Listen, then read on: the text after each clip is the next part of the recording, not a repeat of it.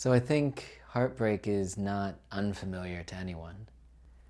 I mean, maybe when I say heartbreak, you think of the latest big romantic venture that you had that might have fallen through, or a dear friend of yours moving away, or maybe something larger in our society around a lot of hatred that we're seeing, endemic racism, poverty, inequality. I mean, there's a lot that brings up heartbreak right now, particularly this time of year.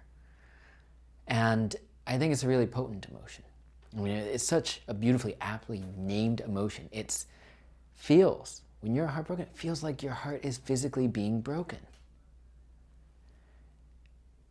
I remember for me, there was this period of time in 2012 that was when the bottom really dropped out for me. Started with, and it's all within an 8-week period, but it started with my job. I lost my job. The whole department that I was in got eliminated, and I found not only just like my ego hurt because of it, but I found myself in complete financial instability. And then maybe a week and a half later, my fiance woke up, realized that she wanted to do a giant life change, moved to London, and we broke up that day. And I had this idea at the time that this was the person I was going to spend my life with, and I was incredibly heartbroken. And then the straw that really broke the camel's back for me was on July 13th, 2012.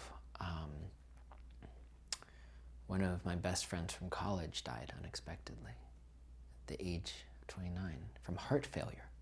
Heart failure is what they say when there's actually like no physical thing that was wrong with this human being. It's just like their heart stopped working and then they died.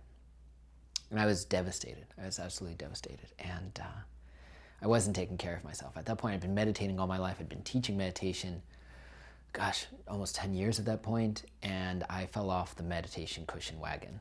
I wasn't eating well. I wasn't sleeping well. I wasn't exercising at all.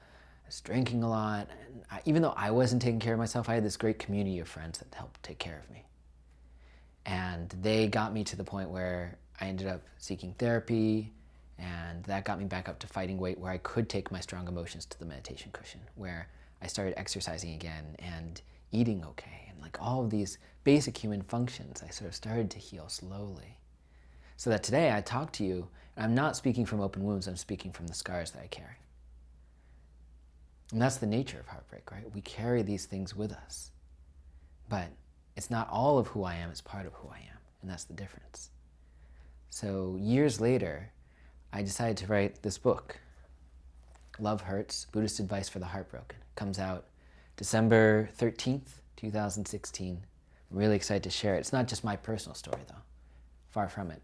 It's all of the Buddhist teachings around heartbreak and the myriad emotions that come with it. Sort of a choose-your-own-adventure style book, where you can just flip through a page and you say, if you feel rejected, there's a chapter for that. If you feel like you can't eat, there's a chapter for that. If you feel ashamed, there's a chapter for that. So it's really based on what you're going through as you feel heartbreak in its many forms. The way it was written was completely bizarre.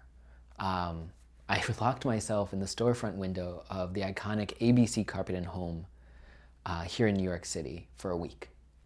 They had this wonderful, beautiful storefront displays right against the window. And they gave me space in it to actually write. So afternoons and evenings, I just wrote and wrote and wrote. And I completed this book within the week. And the way I was able to do that is because I was fueled by what I did in the mornings. What I did in the mornings is I would meet with people one-on-one and actually just hear their heartbreak stories.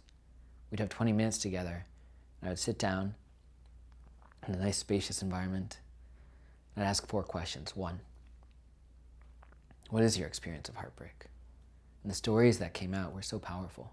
You might think, oh, it's a book on romantic love. Not really. That's one part of it. There were stories around, I gave my kid up for adoption so many years ago and I don't know what happened to them, and that's heartbreaking. I fell in love with my heroin sponsor, and as a result I relapsed, and that's heartbreaking. I look exactly like that victim of police brutality who died in the back of that van, exactly like her, and that's heartbreaking. I was so honored to just bear witness to these stories. They were so moving. And then after they would tell their stories, I would ask the second question. Number 2, how are you feeling right now? The interesting thing is they would actually say, oh, I feel like something shifted, or I feel lighter, because they actually felt heard, understood, seen, because they just were able to express their heartbreak without judgment. 3, how do you take care of yourself in the midst of heartbreak? This is the thing that I met with dozens of people. Every single one of them would say, well, I'll tell you the thing I know that I shouldn't do that I always do, right?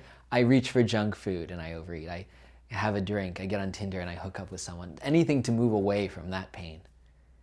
And then they'd say, and here's the thing that I know I should do and I sometimes do. I go for a walk with a friend. I play with my puppy.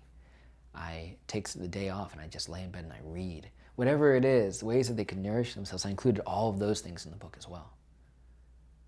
And then the 4th question, what is one thing you can do to take care of yourself today? So they would have to pledge something right then on the spot and then go out and do it. So if you're feeling heartbroken, you're not alone. I feel heartbroken too, each and every day, little and sometimes big heartbreaks. And this is just part of our reality, right? But I'm hoping that this book, Love Hurts, Buddhist Advice for the Heartbroken, can help. It actually provides a little bit of a guide for how to work with so many strong emotions that come up. And I can't wait to hear from you about it, connect with you, and talk to you about it soon.